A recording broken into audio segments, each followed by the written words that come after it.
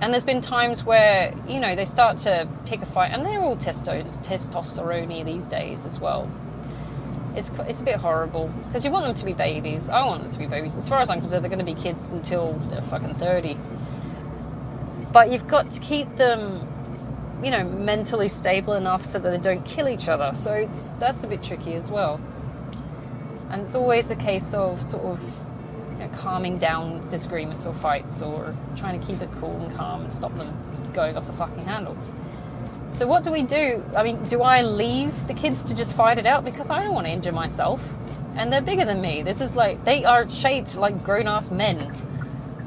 Year 6s can be huge. I don't want to get involved in that. And what do? You just wait for like the principal to turn up and he'll break it, obviously. You're not going to do anything. It's in the same situation. So what do we do? I think examples like that, you do need danger money. And of course we're dealing with like differently abled kids as well, shall I say. I've got autism. It leans towards Asperger's, but they don't use that anymore. Apparently it's not, you know, it's a spectrum. It's like, no, it leans towards that.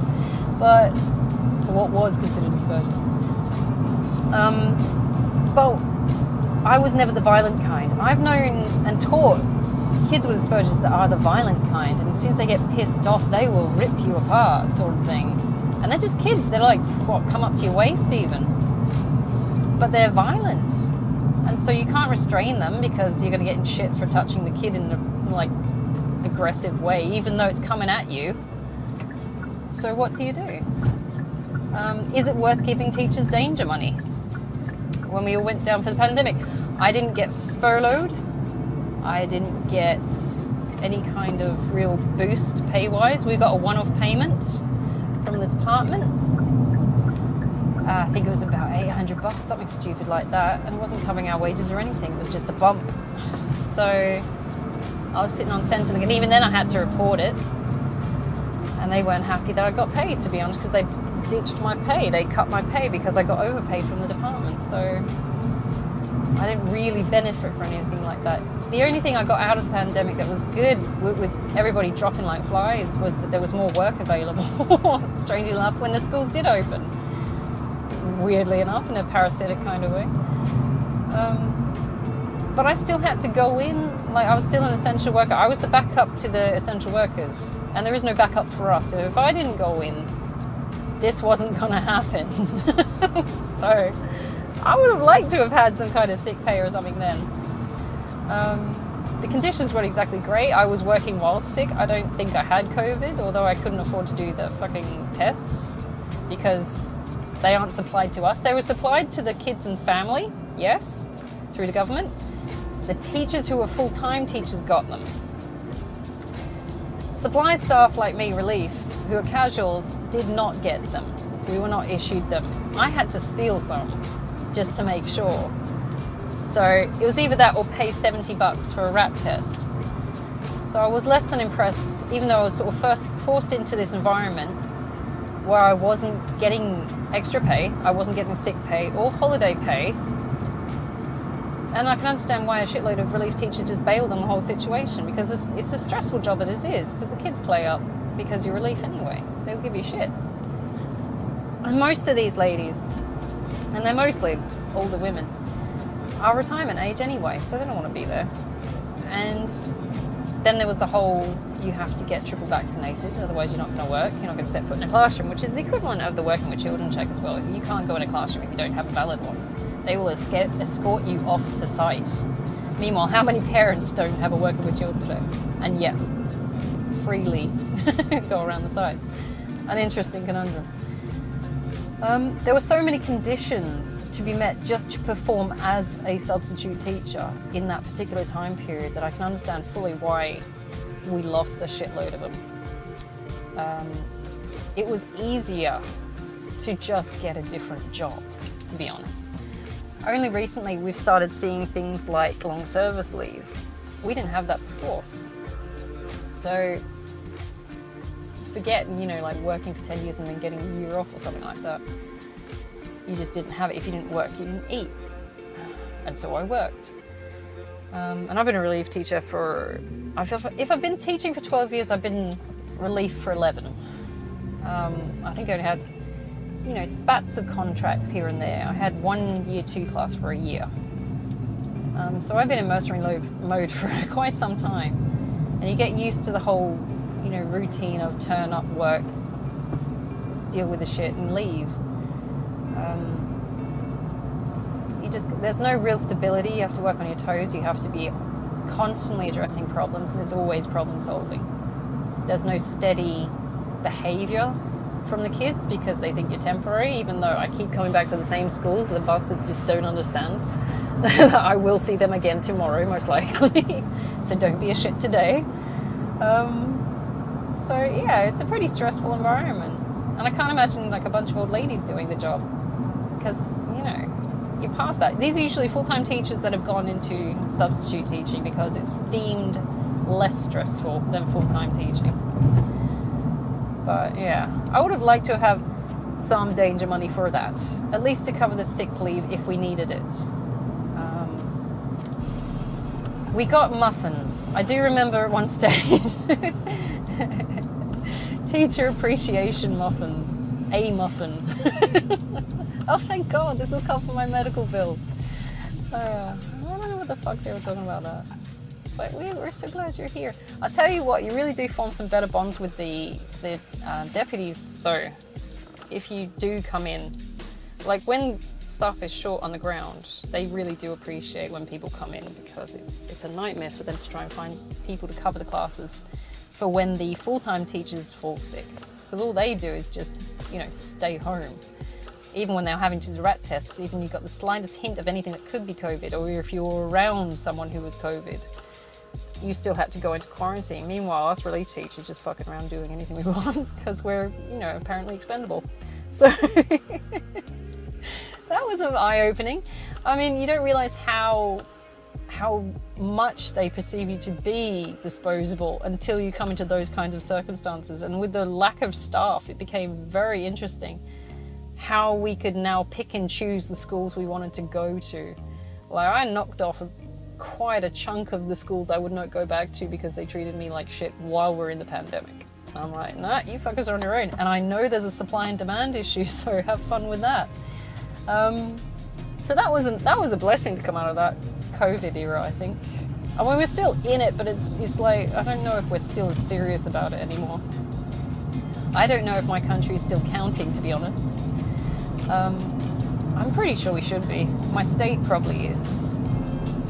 That seems to be. I am subscribed to the COVID website, Facebook thing for the state because just generally I had an interest in it and I just left it on my Facebook. It's like, oh yeah, we're up to this now. It's like, is it changing? Probably not. So that was interesting. But I do think with regards to things like pandemics, we should have got compensated. Because, yeah, you've noticed the demand in teachers that are missing. So it's only after that they said, hey, we should give them long service leave. I've yet to see sick leave. But, apparently we need long service leave. Meanwhile, they take a shitload out in tax and stuff still, so I don't know where they're going with that. A little bit underappreciated casual workers. But that could be spanning into all kinds of employment types, not just, teaching. Although it is a profession, we're still considered professionals, but we just don't get treated like professionals, so. Oh well. Anyway, so what else? What else? Besides the stress and everything like that. Besides the violence kids can emit. I can't even think. What do we need danger money for? We're handing out medications to kids with the consent of the parents, of course. I feel that there should be some kind of insurance there in case the kid has a bad reaction or something like that. Because they could sue the shit out of us for administering this medication. Regardless of whether they said it's okay or not, they can still sue the shit out of us for that. They can also sue the shit out of us if we have any kind of hint towards something that their kid might not like. Now, I used to know this lady called Margaret. We used to call her Margs. She's about 90 now. She's retired. She's doing relief. I don't know why. She should just retire. She is this cute little hunched over grandma. Purple hair. Can you imagine? And she retired because she got fed up because she was teaching year ones. And this is 5-year-olds. And the kid punched her. Little old lady punched a little old grandma in the face. Then went back to its mum and blamed her. Now this is the sweetest little old lady. I can't imagine how she would ever have to take the blame for anything. She's gorgeous. I've watched her in the classroom. I'm like, Jesus Christ, woman. They walk all over you, but you know. But because this little shit of a kid played the victim, even though Marks had like marks on her face and stuff like that, old people bruise like peaches. It's crazy. The kid couldn't get in trouble because it was a 5-year-old. The family didn't get in trouble because the kid went back and you know, blamed her apparently for something. And she didn't do anything. There's no way she could have done anything. She's not got the character for it. She's not got the experience. She's never been blamed for anything in life in the way of anything kind of child abuse, assault, kind of anything. And she's been teaching since she was like 20. So she's about 90 now. So you can imagine. She's got a wealth of experience there. But because it was her word against the kids, they took the kids' side.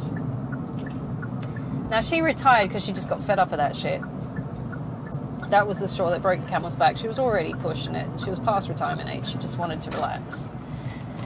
But to have, you know, someone with that much experience and such a sweet old lady to be pushed out of a job because of, you know, naysay, because of what a 5-year-old claimed, it bugs the shit out of me. So we don't have any kind of insurance against that. I mean, if there was something more serious to that, say, like my brother is a teacher also. He's a high school teacher though. He works with teenage girls. Now obviously he's male, isn't he?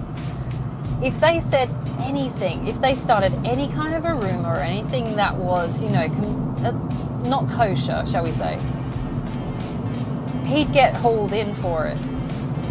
Not only because he's male, but also because you'd have to take into account the kid. We don't have insurance against that. So you can get fired on a rumor.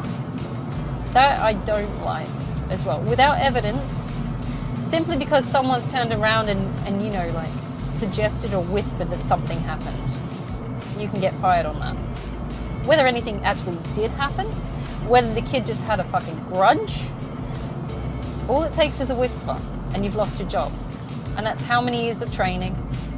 Your reputation's fucked. You can't even go into relief teaching really because they all kind of know you. So you could try. But there's no compensation for that just because one, you know, bitchy teenager decided to crack the shits one day. That's what I'm worried about with my brother at this point. Because he's a good teacher. He teaches HAS, which is, you know, society and technology and history and all that. He's a pretty good teacher. He puts up with a lot of shit. A lot of shit from teenagers. I can see it on his face that he's, you know, as calm as the day is long at this point. He's putting up with a lot of fucked up shit.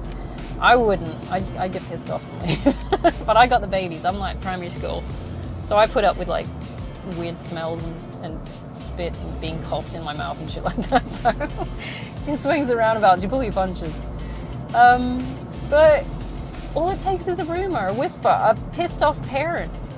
I've been told off by the deputy because of the way I talked to a parent first thing in the morning. Now this is a very explicit example. I was on the computer trying to log into something whilst also organising lesson plans and things like that. And because I didn't come across with this light and breezy, happy attitude, because I was already preoccupied actually doing my fucking job, she complained to the deputy. I mean, you can see I'm busy. Why do you think I need to? And it was just this one person, and I feel it was like a helicopter parent in that. It's like if you didn't sort of announce to the rest of the room that she was in it, she was going to crack the shits anyway, sort of thing. These ego-tripping bastards, you know? It's like, you come into my fucking workplace whilst I am busy and expect me to worship the ground you work on. Get out. No, I'm busy. You can see I'm busy. But she cracked the shits and went to the deputy. And I thought, no, I know I haven't said anything that was offensive. I just wasn't flowery that morning. You know what flowery is? Like, oh, isn't everything wonderful? Oh my goodness, wow, this is your child. Wow, fantastic. Wow, oh my God, I'm glad you're here. Blah. The kind of stuff that makes you want to cut your own wrists. It's like, I'm just not feeling it today. Okay, bearing in mind I was also going through a divorce at the time, so I wasn't feeling shit right there. I was not happy about that. And then she decides to crack the shits. And I laughed my ass off in the end. I was angry, but at the same time I'm going, just don't. That was a full Karen move. It's like, just because I'm not stroking your ego, I had the deputy have to come and talk to me. It's like, how many of those little talks do I have to talk to a deputy before they stop asking me to come back? And bearing in mind, I've got shit going on in my life. Your kid is not the center of my universe at this point. This was the time period where I was going through a divorce, homelessness, debt, everything, and I was still trying to work to pay off this fucking debt, to sell the fucking house, to get away from my ex-husband who's fucking non-monogamous whore. And then you come up to me and I'm not perky enough for you and your fucking kid who's already a little shit. It's like, I am trying, dude. I really am trying. Excuse me if rainbows don't shoot out my asshole for you. Oh my God, these fucking helicopter parents. The kind where their kid's the only one in the world that matters. Everything has to be customized because they said so. Oh, their kids are going to be in for a rude shock. Anyway, so I'm not covered for that. I lose work if I don't fake it, essentially. Even if I'm having a fucked up part of my life, I still have to fake the bubbly, happy, fake shit. Having autism and Asperger's, I have trouble faking shit like that. I really do. If I'm pissed, I'm going to tell you. I will try because it's a socialized thing. I have to put on the fake smile and shit like that, even when my life is, screaming through horrible experiences. But I'm not protected by the department in any way if the deputy decides to just not employ me because I'm not bubbly enough or because I didn't, suck enough ass.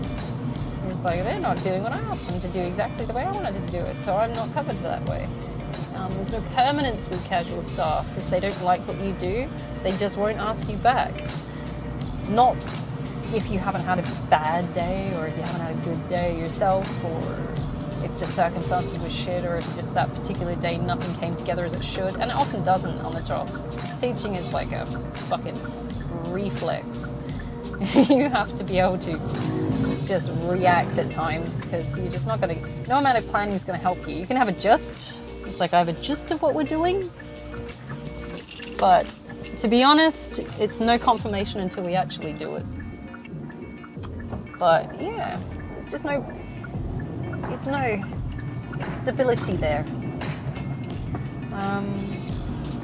At least like if you've got a full-time casual job in like McDonald's or something like that, you know the kinds of people you're going to be working with on a day-to-day basis. Your peers, your colleagues. You can call them colleagues at McDonald's, I don't know.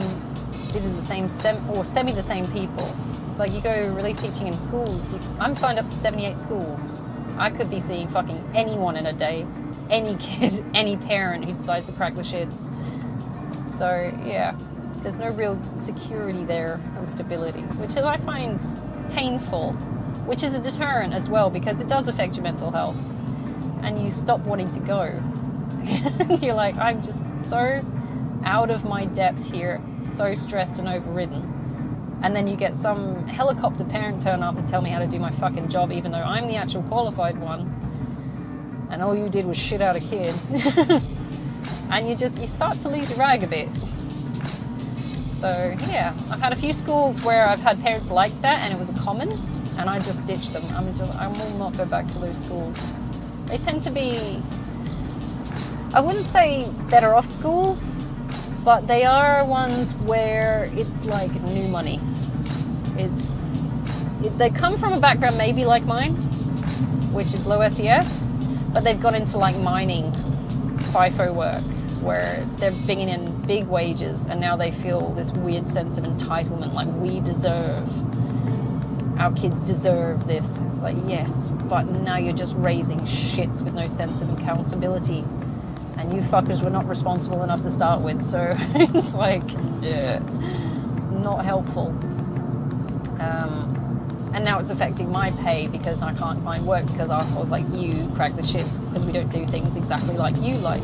That's why I didn't like independent schools when they started. Independent schools are government schools. There's government schools, there's independent schools, and then there's private schools. Government schools are your basic, usually standard funded schools. There's no real perks, no frills. Independent schools are government schools with a business side to them where they can bring their own income in as a booster if they want to. So they'll have like P&C who does like school fetes and they've got their own side hustles where they're like selling cakes that somebody's made or someone's made beeswax wraps or some shit like that. And they'll use that to fund extra equipment. So they're government schools but with like slightly better equipment maybe or slightly better programs. And so it's more like the parents are paying to better the kids' education circumstances. You've got the standard government bit, and then you've got like parents paying that little bit extra. And then you've got private schools where the parents are paying proper fees and everything like that, and they expect because they've paid for it. I work in government/independent schools. I don't do private schools because I can't do the fucking spoiled little turd. I can't bow down to that. It bugs the shit out of me to have to answer to like a 10-year-old telling me what the fuck to do and how to do my job. I'm going, excuse me, fuck off. So I don't touch those ones. And I'm used to the low SES schools because, you know, they're grimy kids, they're little bastards, but they're awesome. They're rough as guts.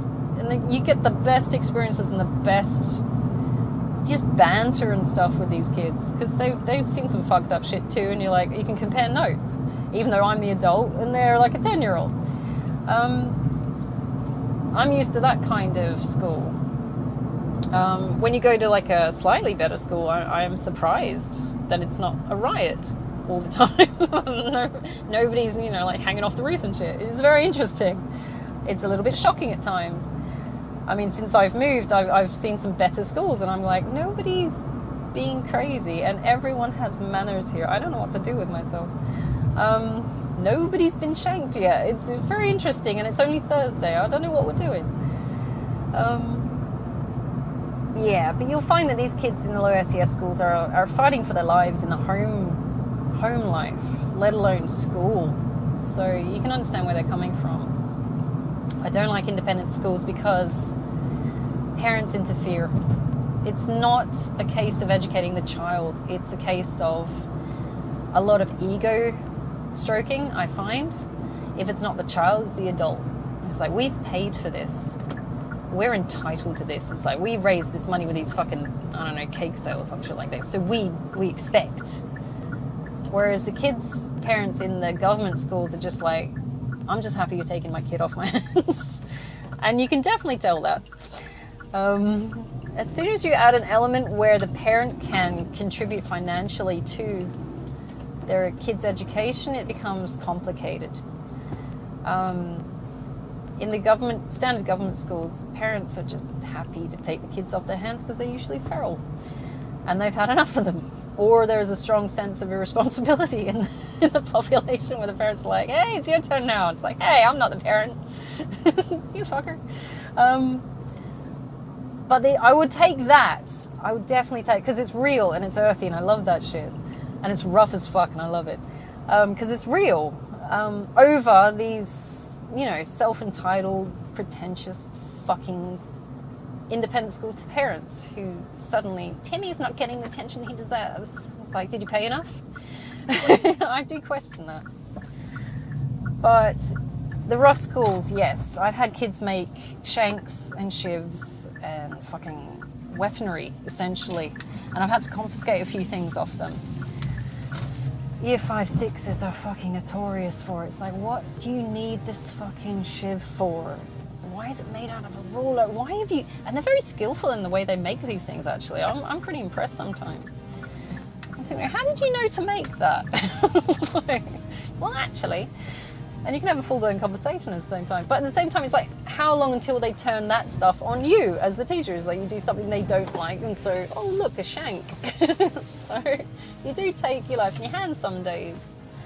So I'd like to see some more, you know, low SES teachers getting some support that way. It's like, if I'm turning up to this place where the kid I know is pissed off with me, and the first thing you want to do is not be strict with the kids because they will jump on you. If you're a strict teacher in a low SES schools, they will turn on you. You got to be casual as fuck with those kids because they're already stressed up to the eyeballs. Do not add more problems to their day. That's the way to get on the good side. But at the same time, you got to not be lax about it because they're just they'll walk all over you too. It's a hard game. You got to build up a rapport. Right. So yeah, I want to see more danger money involved with that sort of thing. And that's just teaching. I know there are other jobs as well where people are facing all kinds of unpredicted shit. They just didn't see coming when they were trained for it. So if you guys got any comments or anything about that, definitely go for it. I'm going to have to leave it there, even though it's only been 30 minutes. I'm going to go get some food, and I hope to see you for tomorrow's podcast. I don't know what it is. If you've got any comments or you want to add anything, any insights, definitely add to the comments or anything like that. I'm happy to hear anything about that. I always check on them. I'm getting weird about it now. I thought, oh, I'll just throw it into the ether and it'll be fine. But now I'm actually like double checking on stuff like that. It's weird. It's interesting to see anything move on those little tickers. Okay, so I'll see you guys tomorrow, okay? Hopefully with an interesting topic to discuss.